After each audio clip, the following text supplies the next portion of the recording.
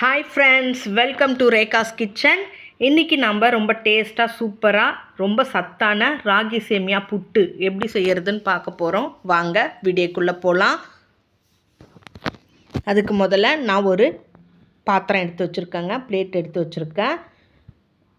அந்த பிளேட்டில் 1 கப்பு ராகி சேமியா எடுத்துருக்கேங்க. இப்போ ராகி சேமியாவை பவுலில் கொட்டிக்கலாம். ராகி சேமியா ஊற வைக்கணும், அதனால் 1 டம்ளர் தண்ணி எடுத்துருக்கேங்க. அதில் நம்ம தேவையான அளவு தான் யூஸ் பண்ணிக்க போகிறோம். இப்போ ராகி சேமியாவில் நம்ம தண்ணி தெளித்து ஊற வைக்க போகிறோங்க. நல்லா உதிரியாக ஆகிற மாரி கொஞ்சம் ஊற வைக்க போகிறோம்.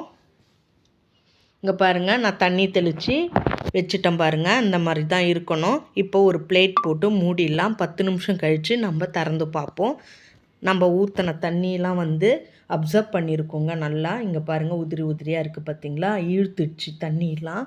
இப்போ நம்ம ஒரு பாத்திரத்தை, இட்லி பாத்திரத்தை அடுப்பில் வச்சுருக்கோம் பாருங்கள். அதில் தண்ணி ஊற்றி அடுப்பில் வச்சுருக்கேன். இப்போ நம்ம ராகி சேமியாவை இட்லி பாத்திரத்தில் வச்சுக்கலாம். எல்லாத்தையுமே நம்ம அழகாக கொட்டி பரவலாக வேக வைக்கணுங்க.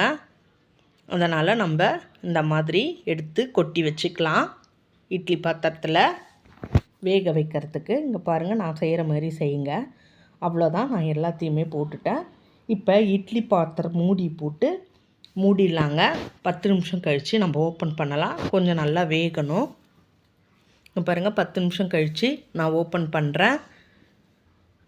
சேமியா நல்லா வெந்து வந்திருக்குங்க. ஸ்டவ் ஆஃப் பண்ணிவிட்டேன். இப்போ சேமியா எடுத்து காட்டுறேன் பாருங்கள். இங்கே பாருங்கள், நல்லா வெந்து வந்திருக்கு பார்த்திங்களா. இந்த ஸ்டேஜில் நம்ம ஸ்டவ் ஆஃப் பண்ணிவிட்டு ஒரு 10 நிமிஷம் ஆற விட்டணுங்க. இப்போ பவுல் எடுத்து வச்சுருக்கேன். சேமியா ஆறுனதும் அந்த சேமியாவை பவுலில் கொட்டிக்கலாம். நான் பவுலில் கொட்டிக்கிறேங்க. சேமியா எடுத்து ஆறிடுச்சு, 10 நிமிஷம் ஆயிடுச்சு. அதனால் எடுத்து நான் இப்போ கொட்டிக்க போகிறேன். பாருங்கள், அவ்வளோதான், கொட்டியாச்சு பாருங்கள். இப்போ நம்ம அதை கையில் உதிர்த்து விடணுங்க. கட்டி முட்டி இல்லாத இந்த அளவுக்கு நல்லா உதிரியாக உதிர்த்து விடணும். அவ்வளோதான். இப்போ நம்ம ரெடி பண்ணி வச்சாச்சு. 1/4 கப்பு தேங்காய் துருவல் எடுத்திருக்கேன், அதையும் நம்ம ஆட் பண்ணிக்கலாம். தேங்காய் துருவல் போட்டதுக்கப்புறம் ஏலக்காய் 3 எடுத்து வச்சுருக்கேங்க. அதையும் நம்ம நசுக்கி எடுத்து வச்சுருக்கேன், அதையும் நம்ம ஆட் பண்ணிக்கலாம்.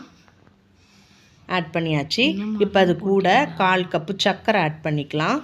சர்க்கரை ஆட் பண்ணி நம்ம நல்லா கலந்து கொடுக்கணுங்க, கலந்து விடணும்.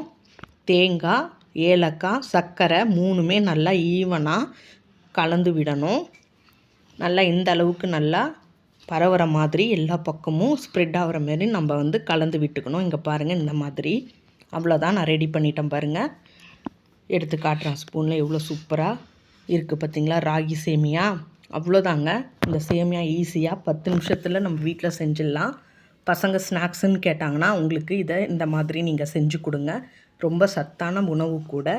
இந்த வீடியோ உங்களுக்கு பிடிச்சிருந்தால் லைக் பண்ணுங்கள், ஷேர் பண்ணுங்கள், கமெண்ட் பண்ணுங்கள். மறக்காமல் சப்ஸ்கிரைப் பண்ணுங்கள். தேங்க்யூ ஃபார் வாட்சிங்.